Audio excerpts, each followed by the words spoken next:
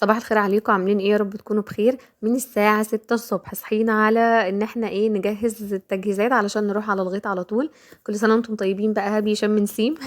تابعوا معايا الفيديو للنهاية علشان نشوف الطقوس بتاعة اليوم بقى. بدأنا بيها من الساعة 6 الصبح، وطبعا كان في حاجات زي البطاطس الجميلة دي بدأت فيها من بالليل. طبعا الشيبسي بقى قطعته كده طرنشات زي ما احنا شايفين، بطاطس طبعا خاصة بالشيبسي. يعني عشان الشيبسي يطلع معانا بالقرمشة اللي احنا هنشوفها، مهم جدا ان هي تكون نوعية البطاطس اصلا كويسة. ونعمل بقى كده بالقطاعة البطاطس بقى، نقطعها كده الشباسة دي، نقطعها الطرنشات اللي احنا شايفينها الجميلة دي. بعد كده طبعا بننقعها ليلة كاملة، وبعد كده تاني يوم من غير طبعا بدون اي اضافات، في مية بس تنزل النشا بتاعها. بعد كده بنبتدي بقى تاني يوم نقليها بقى. بنعمل بقى العصير، بنعمل الفشار، نعمل بقى طبعا صينية الكيكة الجميلة اللي ما تحلاش من اليوم ده ابدا. كيكة البرتقال الجميلة ان شاء الله احط لكم يعني الوصفة بتاعتها، كل المقادير في صندوق الوصف. شايفين بقى ما شاء الله، يعني طبعا مش بيضتين بس اتنين. ده هي بتعمل بخمس بيضات او من 4 ل5 على حسب يعني. بعد كده بقى بوريكم كمان هنا صينيه المدخنه، كنت لسه جايباها جديده، مش قادره اوصف لكم كنت سعيده ازاي. اول مره اجيبها، و حاجه حلوه قوي بجد ان احنا نحوش قرش على قرش كده عشان نجيب حاجه كان نفسنا فيها. لما بجيب اي حاجه اصلا خاصه بالشغل بتاعي قد ايه ببقى مبسوطه، ببقى سعيده جدا جدا، وباخد الحاجه كده بالحضن طول الوقت. فربنا كده يجعل كل ايامكم يا رب سعاده وخير. نيجي بقى هنا للرنجة والسردين بقى. بنبتدي طبعا بقى هنعمل اللي هو السردين الصغير الملوحة ده بالطماطم، وهنشوي الرنجة. وطبعا على حسب الأذواق بقى، بنسيب شوية جزء منهم ني وشوية مشويين. شايفين بقى هنا كده البطاطس ما شاء الله كانت جميلة زي الفل. بوريكم بقى القرمشة بتاعتها. زي ما قلت لكم مهم ان هي تتنقع من بالليل، حتى شايفين التعريج بتاعتها، سامعين حتى كمان الصوت بتاع القرمشه بتاعته خطيره ملهاش حل، بتخرفش خرفشه ويعني بتتكسر تكسير كده جامد. والله ولا احلى يعني، ولا احلى من بتاع المحلات والقرف اللي احنا بنجيبه من بره ده. عايزه اقول لكم والله عجبتها. حتى حماية قالها لي باللفظ، قال لي دي يعني ما تفرقش شيء عن اللي هم بتاع بره، بل وكمان هي انضف، يعني هي انضف حاجه معموله في البيت. شايفين الجمال بقى؟ شايفين بقى الحلاوه بقى؟ صينيه المدخنه انا سعيده سعاده السنين بيها وبالنتيجه اللي طلعت بيها. هي كانت طبعا خامتها كانت خفيفه شويه، كنت خايفه من الالومنيوم بتاعها ان هو يحروقها من القعر بتاعها، او يخليها مش مستويه كويس. بس بجد كانت النتيجه كانت زي الفل. يعني مش قادره اوصف لكم بجد. شايفين بقى؟ نيجي بقى عند برضو يعني مهم جدا في اليوم ده، تلوين البيض. شم نسيم معروف بيض الوان، والهيصه بتاعتنا دي. كمان في حاجه حبيت اقولها لكم، اللي انا لسه برضو سامعه فتوى دلوقتي باذاعه القران الكريم الصبح كده. الشيخ يعني قال وذكر فيها ان اليوم ده مش حرام من الطقوس بتاعته، لان دي اصلا كل ما هو من عادات وتقاليد البلد اصلا فهو بيبقى يعني حاجة معترف بيها ان هي مش حرام ان احنا نعمله. وده اللي خلاني حتى يعني بعمل اليوم بالطقوس بتاعته بهمة اكتر واكتر. وكأنه كان عيد من الاعياد الاساسية بتاعتنا. شايفين بقى احنا كده رحنا الغيط بقى، كان جنبينا ناس بقى مقلعين البطاطس، والاولاد بقى بيحاولوا ينقوا البطاطس اللي هي موجوده مكان ما الناس كانوا بينقوا يعني. وهنا بقى طبعا دي كانت الارض بقى كان فيها الغله. جبنا بقى الحصيره بتاعتنا وفرشناها، وبصوا بقى مش قادره اقول لكم يعني.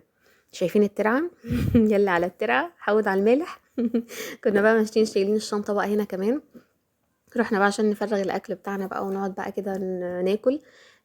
بجد والله كان يوم ممتع جدا. جبت بقى الفرشه والالوان الطعام بتاعتنا اللي احنا لوننا بيها البيض، بس كان عندي لون الاسود بقى اللي احنا هنيجي نرسم بيه على البيض بقى بفرشه الالوان دي. هوريكم برضو يعني، تابعوا بقى معايا الفيديو للنهايه. بجد والله كان يوم ممتع جدا. كل حبايبنا معانا. وانتوا اكيد عارفين بقى كل التجمعات اصلا دي ما بيبقاش يعني حاجة كده، مش قادرة اوصف لكم يعني السعادة اللي بنكون فيها بقى. بقشر بقى البصل هنا طبعا برضو ده. يعني ده الاساسي على السفرة اساسا. والبيض بقى شايفينه، المشكلة كلها ان الالوان انا حطيت كمية كبيرة منها، بس المية يعني ما خلتش اللون مركز في البيض، يعني هو كان لون احمر ولون اخضر. للاسف طلع شايفين انتوا كده اللون تحس ان هو لبني شوية، واللون التاني مدي على برتقاني كده. بس عادي يعني، المهم ان هو كانت النتيجة كويسة والاولاد فرحوا بيها. ولما جينا نلون الالوان والحاجات دي، شايفين بقى الكيكاية الجميلة القمر دي. بجد والله العظيم كنت فرحانة بالنتيجة قوي قوي بتاعتها، مش نتيجة لا، كنت فرحانة بشكل الصينية زي ما قلت لكم يعني. وكانت هشة وجميلة، وريحة البرتقال بتاعها كان خطير بقى. هوريكم بقى الاشكال اللي استغفر الله العظيم يعني، يا رب مش قادرة اوصف لكم. يعني الواحد بيعمل يعني بقعد اعمل بالفرشة حاجات كتير وقليل على التورت يعني فاهمين الحوارات اللي الواحد بيجي يعملها في التزيين بتاع التورت. مش عارفه سبحان الله البيض كنت حاسه انا مش عارفه اعمل اي حاجه يعني، بس الحمد لله كانت النتيجه مرضيه واشكال كده يعني مش عارفين يا ملتها ايه، بس الحمد لله يعني الاولاد فرحوا بيها. كان يوم لذيذ جدا والله، والحمد لله عدى على خير. وطبعا في ناس اتلسعت بكوبايه الشاي دي، كوبايه شاي وقعت بقى على جزء كده من الكتاكيت الصغيرين، بس الحمد لله عدت على خير واليوم كان جميل وممتع. شايفين هنا للمره المليون هوريكم تاني الصينيه، من كتر ما انا ما كنت يأسانه ان هي فعلا خامه الالومنيوم بتاعتها تطلع وحشه جدا، بس بجد يعني اللي هو انا اشتريتها وبعد يعني ما كده عملتش. اتصدمت بصي لا خليني يا جماعه عشان بالنتيجه، اتصدمت ان افرجكم هي بقى الحته، خفيفه بصوا يعني. الهشاشه بس بصي. الحمد لله كانت ايوه طب جميله مش جدا شاطره يا وكانت امير، لا مرضيه، اتكي يا وشايفين امير الجمال كانت اضغطي. زي الفل. يا بنت اضغطي كده كده كده كده، اللي هو بصي الطراوه اللي فيها يعني. حاجه كده جامده اخر حاجه. وما ادراكم، بس انا بقى لازم اوريهم يا جماعه كوم السباخ اللي احنا قاعدين وراه ده والجمال. شوف الجماعه هما بياكلوا التوت. يا رب بس يكون فيديو كده جميل وحلو كده. يامن انت لازم نطلعك في الفيديو. وطبعا بنرجع ناكل تاني وتالت وعاشر طول ما الرنجة والسردين موجودين كل شوية هنفضل ناكل.